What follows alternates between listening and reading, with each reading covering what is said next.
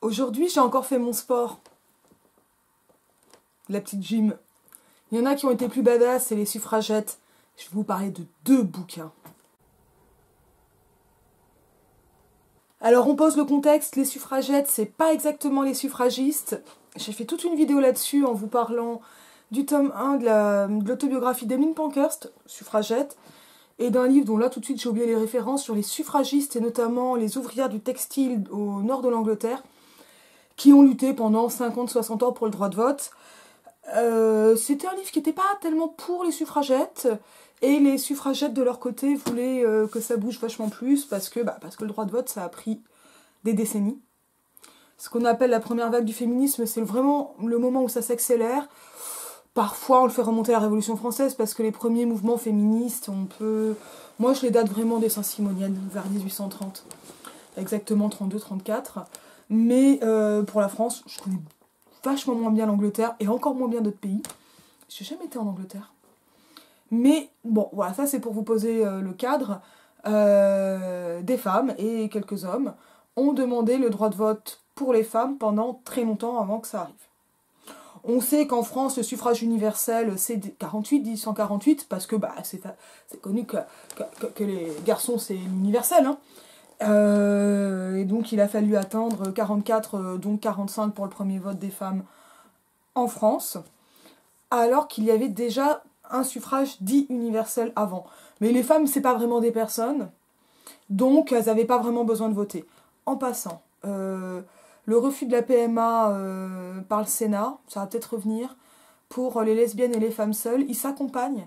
Malgré tout, j'ai vu et j'ai pas retrouvé ça, apparemment à prendre avec des pincettes, de la possibilité quand même d'avoir recours à une PMA avec des gamètes congelées dans le cas où le, on va dire conjoint, est décédé. Ça veut dire qu'un homme mort peut plus avoir recours à une PMA qu'une femme vivante. Et ça me rappelle le moment où Maurice Barrès, après la Première Guerre mondiale, a demandé ce qui s'appelait le vote des morts, et je crois que ça a été effectif, hein, et qui a permis à certaines femmes françaises de voter, non pas pour leur gueule, hein, non, pour leur fils ou leur mari mort au combat. Franchement, c'est la même chose. Hein, il n'y a pas mort d'homme.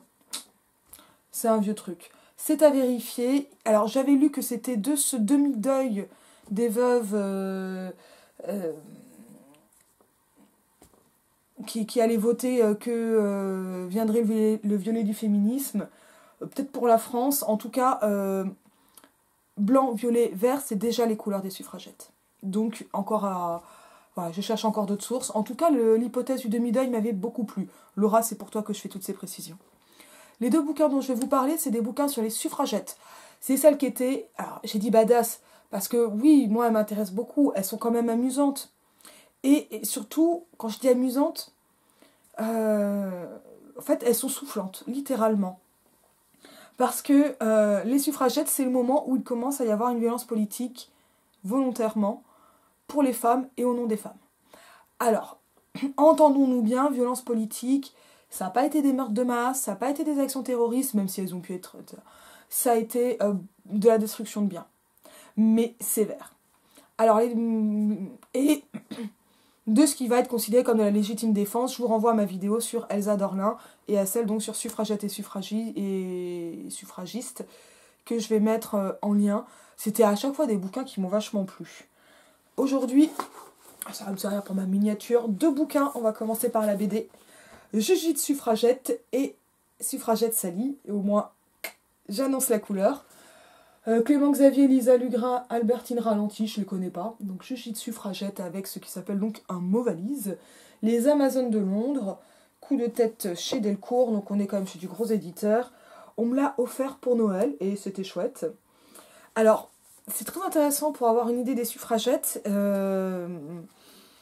demandé à la personne qui me l'a offerte, cette BD, et qui s'y connaît moins en suffragettes, mais qui regarde quand même mes vidéos, si c'était facile à suivre si on n'avait pas l'historique. Apparemment oui, parce que je commence directement par le défaut, qui est que j'ai eu l'impression qu'il y avait un côté patchwork sur une chronologie extrêmement complexe. En même temps, on est sur une BD de 135 pages quand même, c'est pas si mal. Ah oui, mais parce qu'il y a un dossier à la fin. Bon, j'ai pas lu ça, moi. J'ai lu que la BD. 127, 128. Donc on est plus que sur du 48 pages, mais c'est aussi une BD, j'ouvre une page au hasard, avec des cases assez grandes, assez aérées. J'ai un peu envie de vous parler d'un accident de chasse qui a eu le Fauve d'Or à Angoulême, mais dans cette vidéo ça sera pas approprié. Mais je risque de faire bientôt une vidéo BD, et franchement hyper fière, quoi. 2 années de suite que j'ai lu le Fauve d'Or avant qu'il soit Fauve d'Or, c'est super. L'année dernière, c'était Moi ce que j'aime c'est les monstres. Là aussi, il y avait une vidéo archi enthousiaste. Et depuis, j'ai eu une dédicace d'Emile Fawis. Et c'était la veille de l'annonce du prix. Donc c'est fantastique.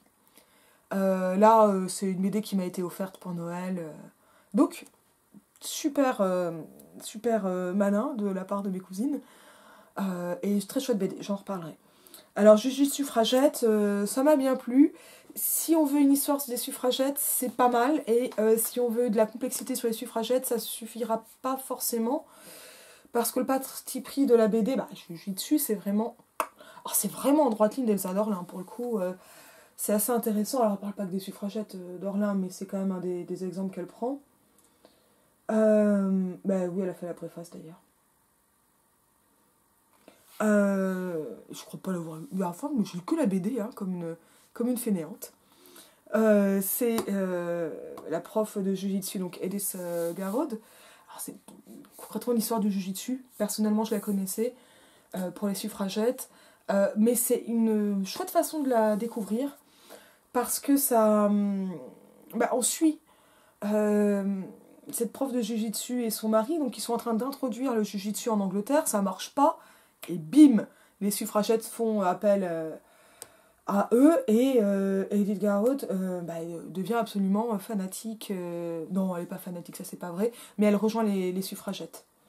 Faut faire attention, surtout sur ce genre de vidéo, fanatique c'est quand même un mot assez fort. Chouette BD, belle chronologie, alors qui va plus loin que le roman là, puisque celui-ci a été publié en anglais, en 1911. J'ai bien aimé, j'ai vraiment bien aimé. J'ai quand même trouvé que le dessin était pas ouf, mais il est efficace, il marche.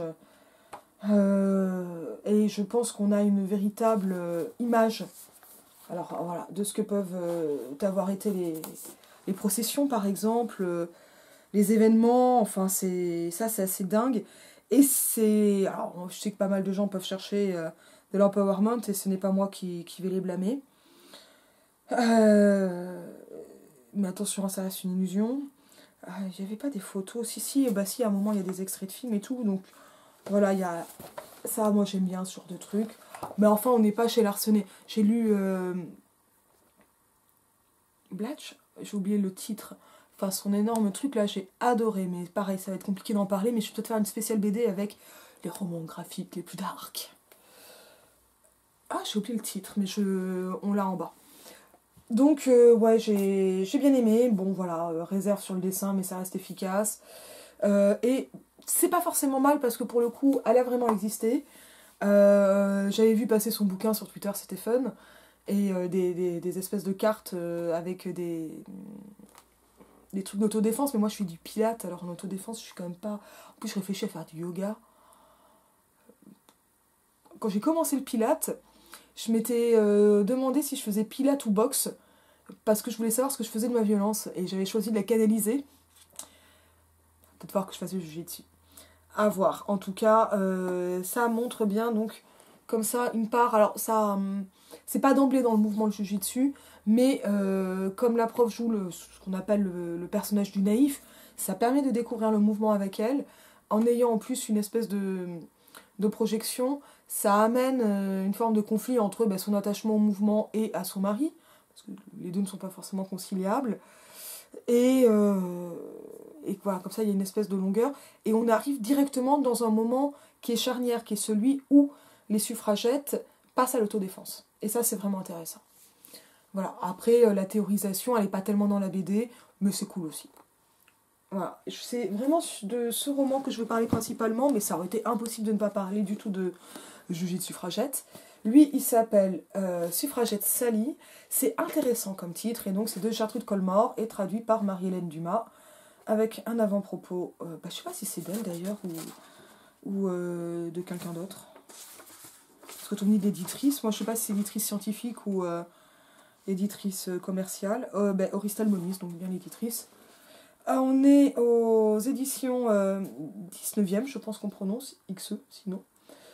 En prime, il y a une collection, ça a eu le soutien du CNL, ça coûte 22 balles, c'est un peu cher, mais c'est vraiment un chouette roman, et puis bon, faut pas exagérer, hein, c'est une traduction récente de 2019, je l'avais raté, et heureusement que Didier Epstein sur le blog Entre les lignes en a parlé, en a fait une recension, direct je suis allée à la librairie, je savais que, je regarde sur internet si c'est en stock, sinon je prends pas le bus, hein. Et bim, voilà. Et c'est là où j'ai chopé, voilà, c'est plein de trucs, et c'était top, quoi. Et Gertrude Colmore, c'est quelqu'un que je ne connaissais absolument pas, mais qui a été apparemment une romancière assez célèbre. Je lis, née en 1855. Gertrude Colmore fut en son temps une des voix les plus éloquentes de la lutte suffragette au Royaume-Uni, romancière, essayiste, poète et fervente féministe. Elle militait aussi pour le bien-être animal, ce qui est le cas de beaucoup de féministes, et je vais bosser sur ces liens-là. On les trouve notamment un peu, alors peut-être chez Éric Baraté qui bosse sur l'histoire animale, mais je pense pas trop. Mais en plus, je l'ai rencontré, il était sympa. Alors qu'il travaillait sur la vivisection, et non, c'était vraiment quelqu'un de sympa. Jean-Yves Bory.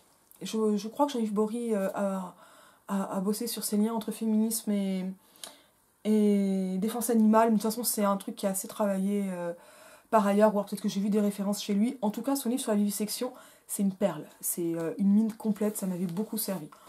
J'avais déjà fait une vidéo sur la vivisection, sur Claude Bernard. C'est compliqué la vivisection, parce que j'ai un peu bossé là-dessus.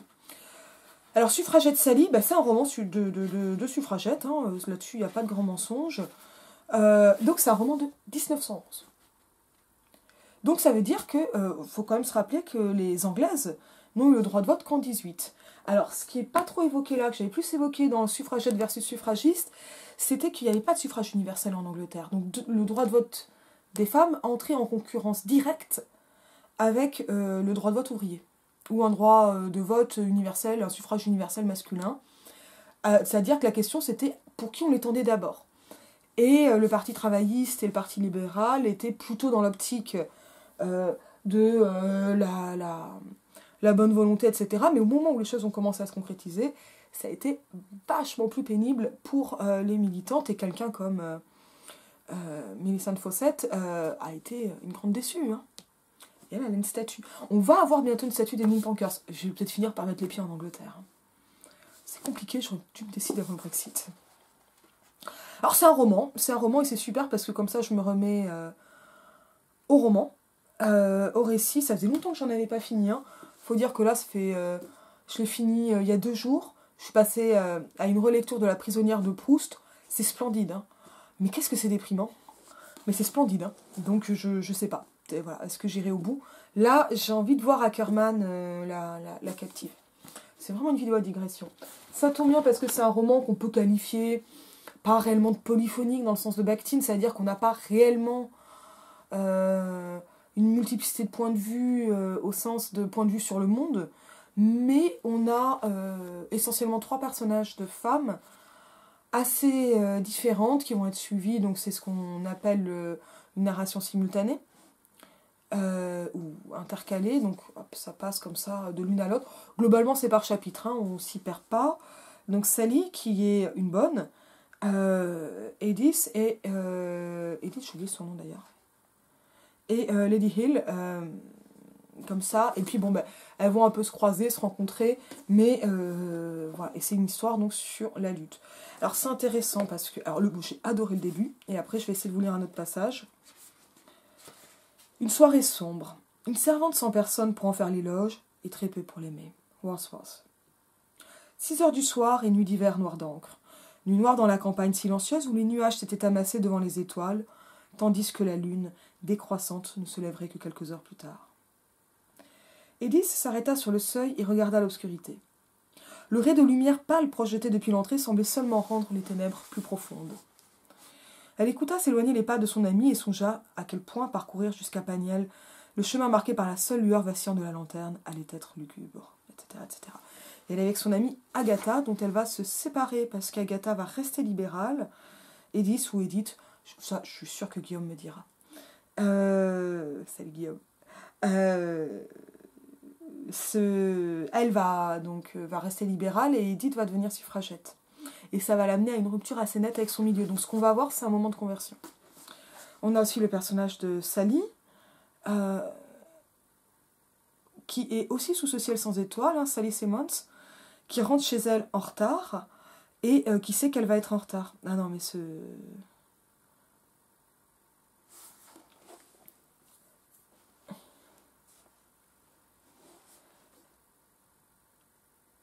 La porte de derrière était ouverte, j'ai sauté plein de passages. Ce n'était pas madame, mais monsieur qui l'y attendait. D'un côté, c'était pire, madame réprimandait, mais monsieur embrassait. Vous êtes en retard, ma fille, etc., etc. Le bras de monsieur lui serra la taille et les poils raides et piquants de la moustache de monsieur lui raflèrent la joue. J'ai adoré, absolument pas ce qu'il racontait. J'ai adoré parce que on est en train de nous raconter que la troisième ou quatrième vague, selon comment on raconte, serait celle qui mettrait le corps au centre, notamment avec le sein de Camille Froide-Vométrie, même le female gaze de Rhys Bray, des choses comme ça. Et j'avais dit, d'ailleurs, j'en ai marre du corps. J'avais dit ça aussi sur un autre bouquin. Dans une autre vidéo. Et comme si, comme on est en MeToo gay, MeToo inceste, post-MeToo, etc., on n'avait jamais parlé de ça. Bien sûr que la seconde vague, c'est-à-dire la vague MLF, l'a fait. En fait, l'expression harcèlement de rue, elle date de cette époque-là. Même si elle n'était pas connue à cette époque-là. Et en fait, quand on regarde la presse du 19e, les textes féministes du 19e, et donc là, de la belle époque, 1911, ça y est, c'est déjà là. Après, ça n'a pas pris la même place, ça n'a pas fait autant de bruit, ça n'a pas rassemblé autant de monde, c'était pas facile d'en parler de la même façon. Mais là, c'est complètement là. Le harcèlement sexuel au travail d'un patron sur sa bonne. Laura, tu vas kiffer. Je fais des bisous à tout le monde aujourd'hui. Et Lady Hill, qui elle est noble et que l'on ne voit pas tellement en conversion. Alors si, elle a aussi un moment de conversion, mais ça va être en fait sur un autre mode d'action pour elle. Je ne vais pas en dire trop, mais ça fait quand même qu'il y a une structure avec du récit, de l'acmé, ça monte. Et puis, je vous rappelle, elles n'auront pas le droit de vote à la fin parce qu'il n'est pas voté. Et c'est pas une utopie, c'est la vie réelle.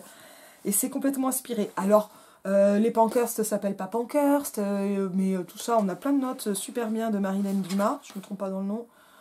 Oui, c'est écrit en gros, cherchez en petit. C'est bien de l'avoir écrit en gros, ça, je trouve ça vraiment sympa.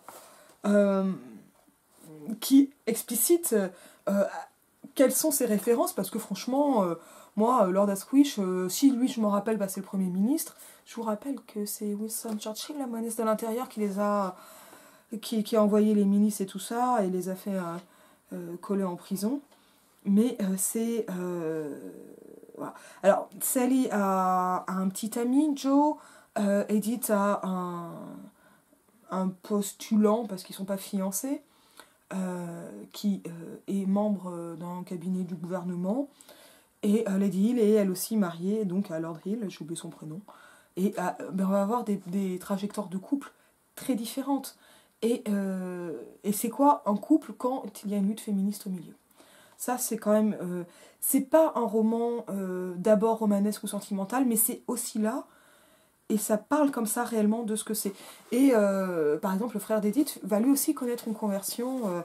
alors parce que y a des quiproquos, des trucs comme ça, j'ai envie de tout vous raconter, et en même temps, c'est un peu embêtant de dire tous les détails.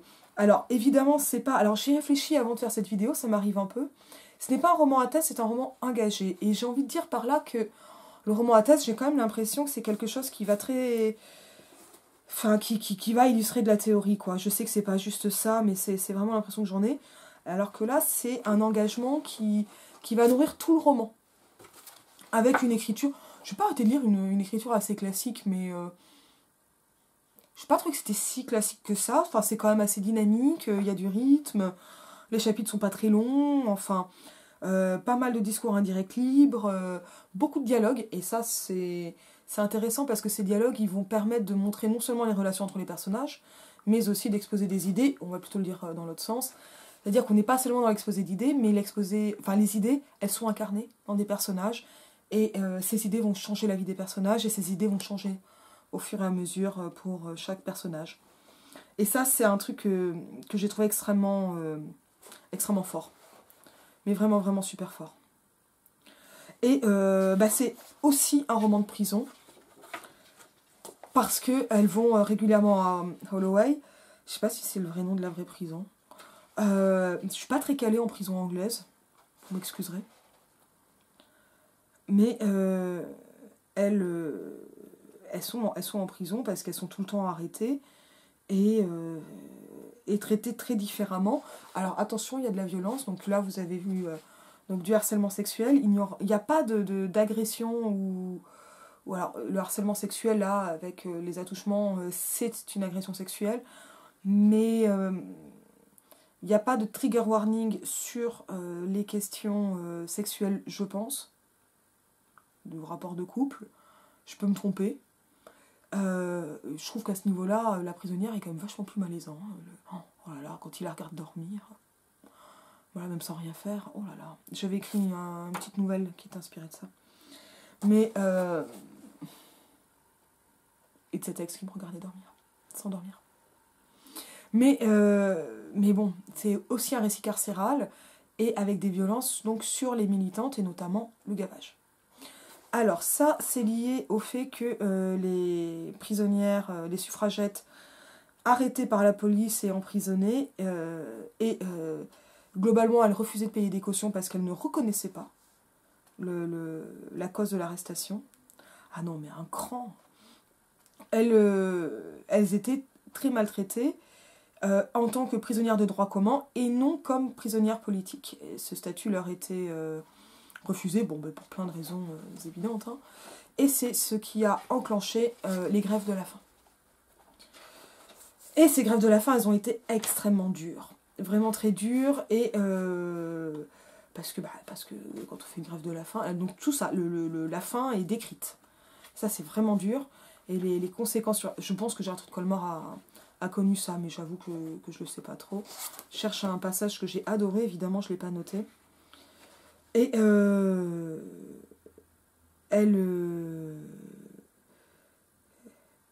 c'est peut-être le page 115. Et elles finissent par être, donc sur ordre du gouvernement, gavées. Donc vraiment gavées, c'est-à-dire avec un tuyau dans la bouche, parfois dans le nez, qui descend jusqu'à l'estomac. Alors si vous voulez des descriptions de gavage, il y en a d'abominables dans plein de bouquins. Il y en a des photographies de ça. C'est de la torture en fait, c'est de la torture. Et il a fallu quand même une grosse médiatisation de cette pratique infâme pour que la police britannique passe, donc sur ordre du gouvernement, arrête le gavage dans les prisons et passe à ce qui s'est appelé la stratégie du chat et la souris, c'est-à-dire qu'elles faisaient la grève de la faim, elles étaient faibles, elles pouvaient ressortir, elles se requinquaient, on les remettait en prison. Et c'est comme ça que Camille Pankhurst a perdu sa sœur. Hein. Ce sont des choses qui les ont vraiment affectées physiquement et qui ont été extrêmement difficiles. Donc on est avant la période Jujitsu, juste avant. Donc c'est... Voilà, ça peut être difficile pour ça. Ça, c'est vraiment... c'est pas marrant, quoi. On va pas non plus se mentir, quoi. Mais au niveau romanesque, ça fait un récit qui est super bien construit, quoi. Ça marche extrêmement bien de suivre, alors pas forcément des conversions complètes, ce que je trouve bien aussi, mais voilà, cela, et notamment par les rencontres avec les femmes entre elles. Alors, on a plutôt au début un chapitre qui s'appelle « Un bon changement », où Lady Hill ou Lady Henry, et c'est marrant, elle a les deux noms, alors, je comprends rien à la noblesse, roturière à fond les ballons, discutent avec Edith, elles sont dans une maison de repos. Une maison de repos pour militantes. Et elles vont parler entre elles. Et là, il y a un très beau dialogue sur la plage.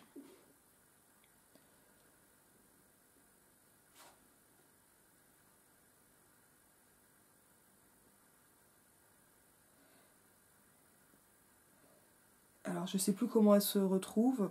La marée remontée, il était temps de rentrer. Géraldine, donc ça c'est Lady Hill, ou Lady Henry, fit demi-tour et repartit vers l'ouest, vers la maison du repos, etc.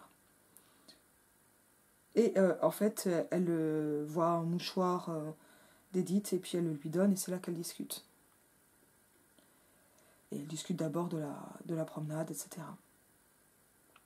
Alors, Edith n'est pas dans la maison de repos, mais elle se croise parce qu'elle-même est en villégiature. La jeune fille tourna les yeux vers le visage qui était à côté et au-dessus du sien.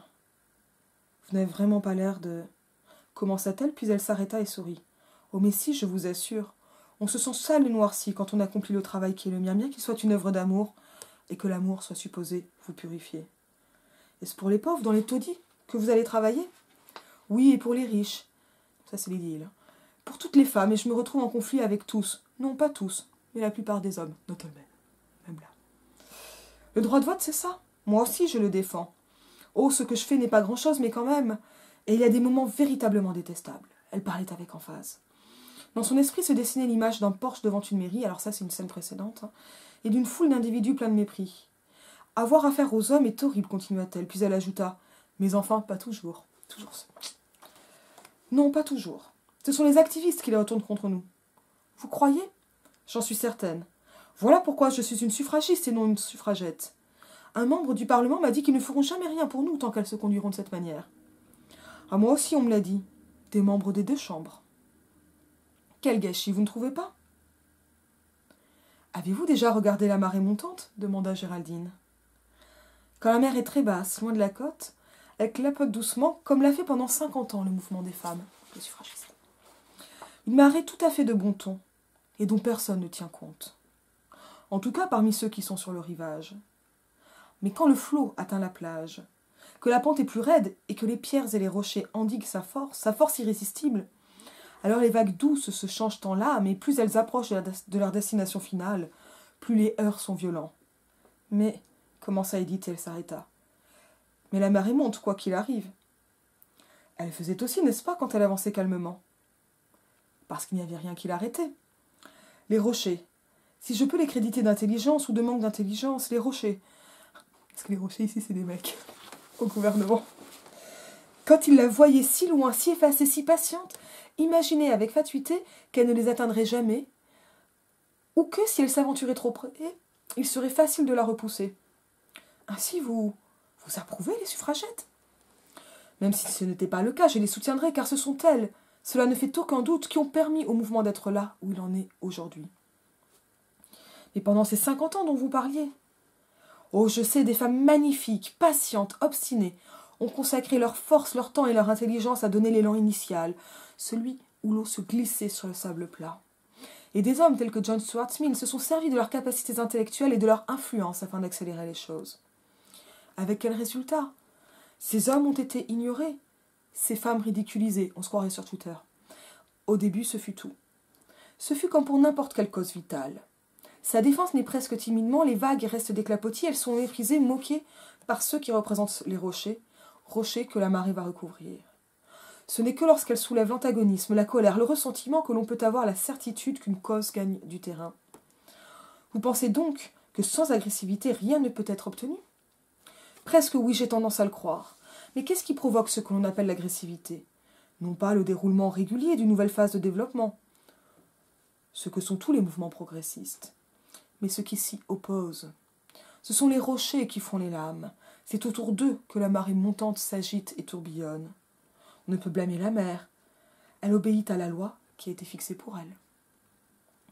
Ce sont les rochers qui font les lames, dites-vous. Oui, peut-être, murmura lentement la jeune fille. Mais ce sont les vagues qui se brisent. Individuellement, c'est vrai. Pourtant, la marée monte. Et individuellement, des femmes ont été et seront brisées. Mais la femme atteindra le lieu de sa destination. Il se peut. Les mots venaient difficilement et il y eut un silence. Il se peut que vous ayez raison, en théorie. Vous argumentez mieux que je ne le fais. Mais en pratique, j'argumente mieux que vous parce que j'ai réfléchi plus rigoureusement et donné à mes idées une forme plus claire. Pour cette raison et aucune autre. Quant à la pratique, vous vous rappelez comment tout cela a commencé? Pas très bien, c'était une histoire de meeting perturbé, non? Géraldine sourit. Une histoire de meeting perturbé, voilà qui n'est pas très précis. Par qui et comment, telle est la question. Et donc là, on ne va pas avoir le détail ici, il est donné en notes.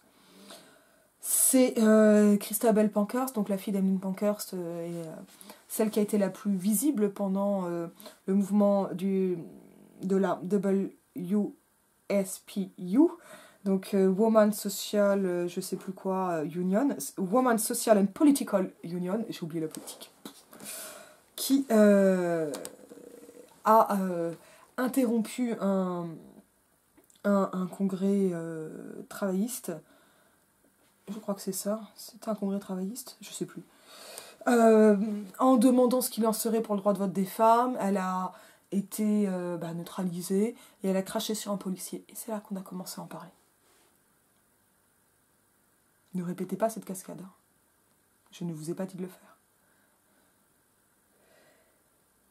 Mais c'est en ça qu'il est si intéressant que ça, ce mouvement des suffragettes. Qu'est-ce qui s'est passé? Alors... voilà. Oh, il vaut peut-être mieux que je vous dise mon nom, Lady Henry Hill. Edith Carstairs.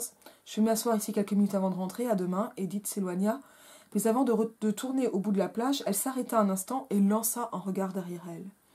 Lady Henry était toujours sur le brise-lames, silhouette immobile, mince et grande, longue écharpe bleue flottant dans le vent léger. Une militante suffragette. Et cette image, elle va revenir. Et cette métaphore de la vague, la marée, elle est évidemment hyper importante. Alors, en fait, j'ai pas compris tout de suite, mais alors, moi j'ai des frissons hein, quand je lis ça, quelques-unes seront brisées, mais ça va avancer, etc. Oh là là là là, oh, je le démontre, ça me fait des frissons partout, c'est incroyable comme image, parce que c'est une articulation du singulier et du collectif, et des forces antagonistes, qui permet d'écrire l'histoire en la faisant. Et qui a cette vertu rare. Alors là, je vais me lire je l'avais un peu parcouru, je l'ai vraiment relu à fond, tout un article sur l'historiographie, du terme de vague en historiographie féministe. Ça, je vais le coller en description.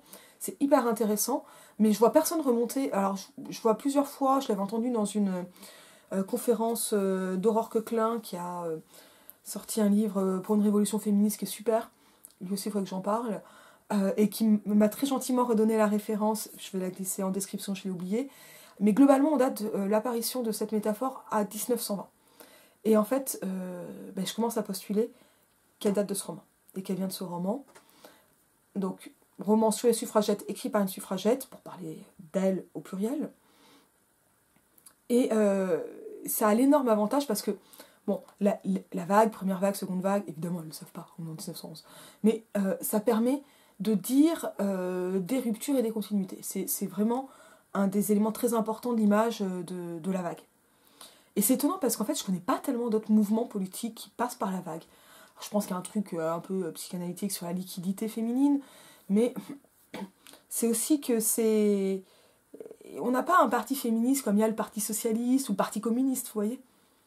Ça n'existe pas. Il n'y a pas d'institution féministe de la même façon. C'est effectivement toujours plus mouvant. Alors, je sais qu'il y a aussi l'image du volcan. En fait, moi, je préfère les vagues. Honnêtement, je préfère vraiment, vraiment beaucoup les vagues. Et encore plus après avoir lu ça. Parce que là, la vague, c'est d'abord une marée. Et elle ne fait pas rupture avec ce qui a précédé. Elle prolonge les 50 ans de boulot qu'il y a eu avant. Et le roman est tout entier écrit sur le principe de la vague. Parce qu'on va avoir les trois... On va aller vers les rochers, on va aller vers la brisure. J'ai pas envie de trop spoiler l'intrigue parce que... ouais, j'étais quand même comme ça. Mais il y a ça, il y a vraiment ça. Et en même temps, cette image de Lady Henry Hill sur la plage, elle va revenir, et pour Edith, et pour Sally, qui est un personnage archi attachant. Alors, qui là, pour le coup, a peut-être un peu de condescendance, un peu classiste, parce qu'elle est censée être cockney. Alors, ça va être super dur de traduire un accent cockney en français. Cockney. il faut que j'arrête de lire et que je parle, ou que j'écoute. Bon, il y a un côté un peu bonne fille du peuple qui, à mon avis, n'est pas sans classisme. Et en même temps, je n'ai pas du tout envie de jeter la pierre à Gertrude Colmore parce que des personnages de bonnes, on n'en a franchement pas beaucoup. Une bonne qui a la même importance dans un roman qu'une fille de bonne bourgeoisie et une noble, ça arrive jamais. Et c'est hyper important. Et en même temps, le personnage a une vraie profondeur. Voilà. C'est plus sur des questions, et je pense que c'est une facilité, mais c'est pour avoir aussi un rapport plus direct à la lutte et plus corporel. Et là, il me pose quand même problème, mais j'ai vraiment adoré le personnage et je me suis vraiment projetée dans Suffragette Sally, qui est le personnage éponyme. Enfin, c'est elle qui donne son titre au roman. Donc, j'ai envie de dire une maladresse, quoi. Une maladresse dans la parlure. Et là, vraiment, je veux bien avoir des avis sur le personnage de Sally Simons, parce que, est-ce que ce côté bonne fille prolo, il a gêné d'autres gens? Ça, il m'a pas entièrement gêné, mais bon, il y a voilà, c'est pas... Voilà. Et pourtant avec une finesse psychologique, une intériorité et tout ça. C'est vraiment sur... voilà, et une héroïsation importante du personnage aussi. Non, c'était vachement bien, hein. Ça m'a vraiment plu. Et donc, la structure de la vague, elle va revenir donc par la réapparition comme ça de motifs. Lady Henry Hill sur la plage, je crois aussi pour Sally et donc Edith. Et la vague et la marée, mais voilà, c'est aussi une métaphore qui est filée tout au long du roman. À un moment, Edith croit voir une chose qui n'est pas là, et ça aussi, ça va revenir, et ça va permettre d'avoir des points marquants. Également pour Sally, notamment avec son patron. Et elle se fout bien de la gueule de son patron. Et franchement, la scène où elle est virée de chez lui, je ne vous raconte pas les détails, mais moi, j'ai vraiment aimé, et c'était vraiment chouette. Il y a vraiment des trucs cool. Il y a vraiment des trucs cool comme ça, avec des effets de retour qui, pour le coup, parlent de cette vague et de cette marée. Et là, non plus à un niveau historique ou historiographique, mais à un niveau individuel, au niveau du roman, et pour chaque personnage. Et comme ça se répond, ça marche. Ça donne vraiment l'impression, donc, pas seulement d'intrigues parallèles, mais de vie prise dans l'histoire. Et c'est en ça aussi que je trouve donc, que cette métaphore de la vague, elle est hyper intéressante, parce que bon, mais la grande question, c'est, celle-là était dans l'article que je vais poser en description, c'est écrit-on ou fait-on l'histoire? Et en fait, la vague, elle a permis de faire les deux. D'écrire l'histoire, donc de faire de l'historiographie, pour décrire l'histoire passée du féminisme. Et c'est une histoire très compliquée, l'histoire du féminisme, mais surtout la conscience historique des féministes. Parce qu'en fait, les féministes ont toujours eu conscience d'avoir un passé, mais ce passé, elle n'y avait pas forcément accès, ou que très partiellement. Et donc, l'histoire du féminisme, c'est une longue histoire de fonds d'archives perdus, de projets avortés, d'encyclopédies pas rééditées, etc., depuis le 19e siècle. Et c'est super triste, et c'est super beau. Et en même temps, c'est une façon de faire l'histoire pour aller à la lutte, et encore, et là on va devenir encore un peu plus méta, ça permet ainsi... Ah, j'ai perdu mes mots. Non, ce que je veux dire, avec cette métaphore de la vague, elle va faire corps, elle va faire collectif, elle fait que l'histoire est écrite en même temps qu'elle est en train de se faire. Et donc elle incarne la métaphore, elle permet de piger la métaphore de la vague, de piger l'inscription du féminisme dans l'histoire. Et je trouve qu'en cela, le fait que ce soit une vague qui en même temps efface, quand elle est de grande ampleur, et laisse un autre monde, et ça c'est pas du tout filé par contre dans le roman, et hyper intéressant aussi. Donc moi c'est une métaphore que j'aime bien. Après je m'amuse pas tellement à compter les 3-4, ce qui m'intéresse c'est de voir comment la formule revient, et comment les gens comptent ça. Et cette question, voilà, et c'est ça que je voulais dire, c'est que les féministes, je disais, soit elles écrivent, soit elles font l'histoire, mais en fait, ce qui est vraiment, vraiment passionnant, c'est que les actions, on va dire, de politique visibles, médiatiques, Bertine Auclair qui renverse une urne électorale, les immenses processions des suffragettes, les vitrines brisées, et ça, voilà, les arrestations par la police. Le Black Friday, là, on voit ce que c'est. Hein. Le Black Friday, c'est le vendredi où les suffragettes ont été molestées par des milices embauchées par Churchill. Voilà. C'est ça, Black Friday. Et quand on dit molester, ça veut dire tabasser et agresser sexuellement en pleine rue et parfois violer. Ça, le texte est plus pudique, mais ça aussi c'est dit. Donc oui, là, attention, ça c'est vraiment un passage difficile, mais il faut savoir d'où ça vient. Voilà, il est important. Alors je pense que Black Friday, ça désigne aussi d'autres choses. J'avais entendu que l'expression pouvait venir d'un jour de vente d'esclaves sur les marchés. Je ne sais pas si c'est attesté. Là, j'avoue ne pas avoir fait de recherche.